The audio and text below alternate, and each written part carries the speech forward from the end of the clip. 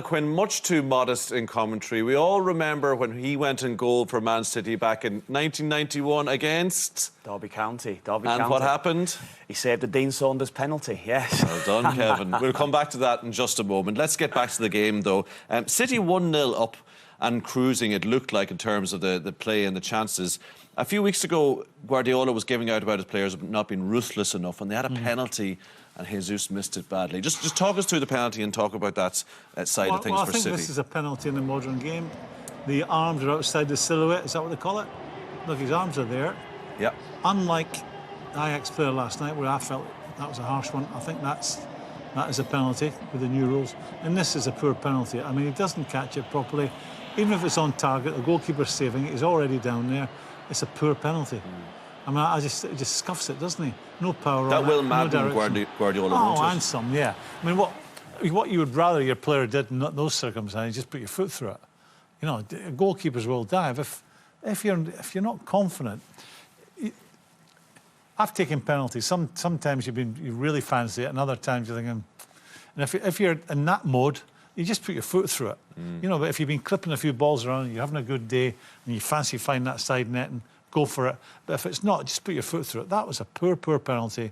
He should have just smashed it, got it on target, knowing the goalkeeper's going to dive. And he's missed 3 of his 7 penalties for Manchester City. And it meant when Atalanta equalised that City didn't get to wrap up their place in the knockout stage, which will, again, annoy Guardiola. And he'll be annoyed by the way they conceded this goal, I suspect, Kevin, will he? Claudio Bravo goes to the long ball and they leave themselves exposed. They leave themselves 2-on-2. Otamendi badly exposed into a wider area. It's a great ball and it's a brilliant finish from Pasalic. It's a really good or well-worked goal.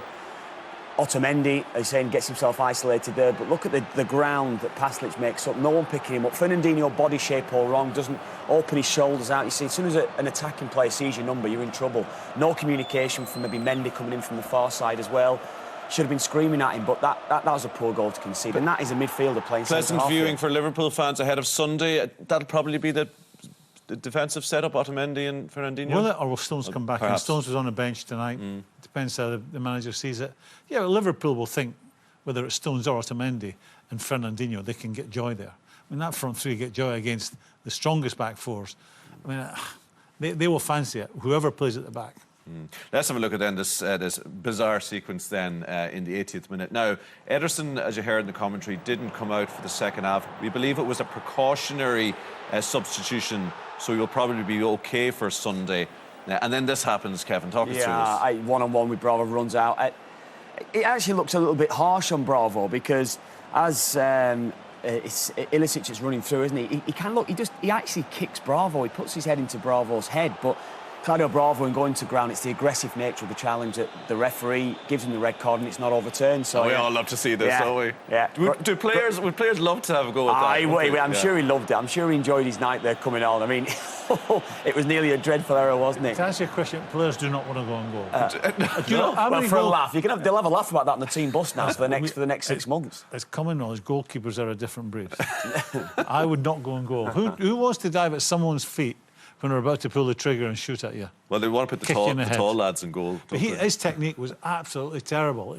That ball could easily have gone through his legs. And they didn't get a shot on. Actually, of the 3 keepers that City had tonight, Walker was the only one who had to make a save, apart from the Pasalic goal. He can retire from his goalkeeping happy then tonight. Yeah. Carl Walker, yeah.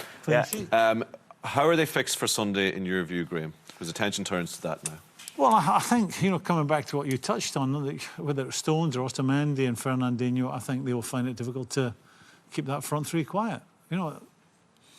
Even with your strongest defence, City, or even City's strongest defence, they would find it hard to keep them quiet. It's a makeshift defensive setup. What they will have to be totally reliant on is the midfield in front of them, working so hard to stop the quality of the balls being played in against them.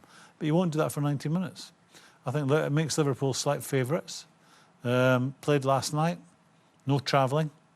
We talk about the small margins in football. But I just think the back four. Yeah. I think that might be a defining part of the Will that make the Liverpool game. Smell blood on Sunday? I do. I think they'll hurt City's defence and Liverpool at home as well. You look how good they've been at home. It's going to take an exceptional side and an exceptional performance to beat them. So yeah, I think as Graham saying that Liverpool will be favourites, and I think they could win the game now. Just thinking about how it's going and seeing how they defended like that for that goal, I'd worry for City there. Yeah. You know, if Liverpool were to take 3 points, it doesn't have to put City under pressure. Apart from the psychological aspect, you know, City would then be hoping, well, they have to win nearly every game, if not every game, and they'll be thinking Liverpool will run into injuries like we just have. Yeah. That's what they'd be hoping. And Kyle Walker to keep the gloves. He's a man in possession, Yeah, isn't he? there you go. Should keep his place, shouldn't he?